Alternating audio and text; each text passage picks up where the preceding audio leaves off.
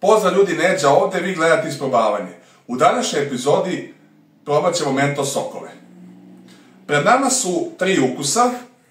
To su Mentos Apple Soda Kick, znači to je Mentos piće sa komadićima kokosa, ukusom jabuke, šećerom i zaslađivačima 240 ml.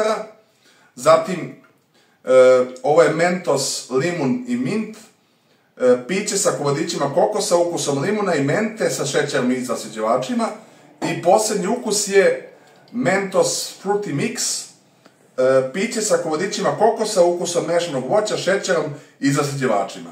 Znači, prvo ide Mentos sa jabukom.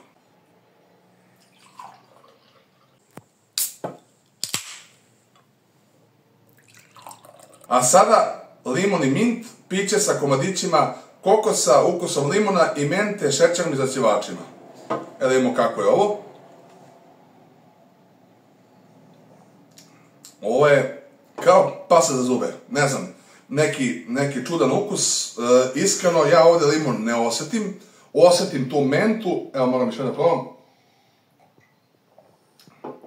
Ne, definitivno ne preporučujem ovo. A sada ćemo probati Mentos Fruity Mix, piće sa komadićima kokosa, ukusom mešanog voća, šećerom i zaslađivačima. Da vidimo šta je sad ovo. Pogledajte boju, mutna je kod uno.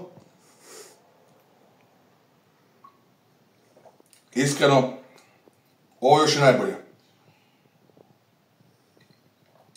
Ovo najviše liči na sok. Ovo mi je do sad najbolji Mentos. Eto, vreme je za ocene. Znači, definitivno prvi je Fruity Mix, Mentos Fruity Mix, piće sa komadićima kokosa, ukusom mešanog voća, šećerom i zaslađivačima. To bi možda ponekad i kupio. Ovu jabuku i to bi možda nekad kupio. To je, znači, piće sa komadićima kokosa, ukusom jabuke, šećerom i zaslađivačima. A definitivno posljednje piće i koje mi se uopšte ne sviđa je ovo Mentos limun i mint, piće sa komadićima kokosa, ukusom limuna i mente. To ne preporučujem.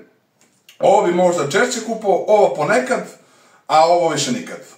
To bi bilo sve za ovu epizodu. Vidimo se u nekom narednom klipu. Veliki pozdrav!